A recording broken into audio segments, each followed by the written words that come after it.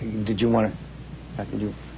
Yes, my question was, to what extent will Reverend Wright's relationship with Barack Obama become an active issue, a centerpiece of your campaign this fall, and the evolution of his responses to the Reverend Wright situation? It won't.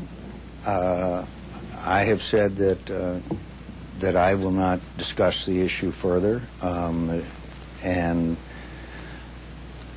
Senator Obama has said that it is a legitimate political issue in his campaign. He will respond to that, not me. Do I believe that Reverend Wright's comments were outrageous? Of course. So do all Americans. But it'll be a discussion that Senator Obama will have with the American people. Are you going to call for other people in your party, other groups that support you, that are not directly a part of your campaign, to call off the dogs on attack commercials? I have said that my own campaign, we will not be discussing it. I'm not a referee. There are many Democratic organizations that are attacking me in a broad variety of ways. I've not seen Senator Obama or Senator Clinton repudiate those attacks. But I will obviously ask all Republicans to run a high-level campaign and a respectful one.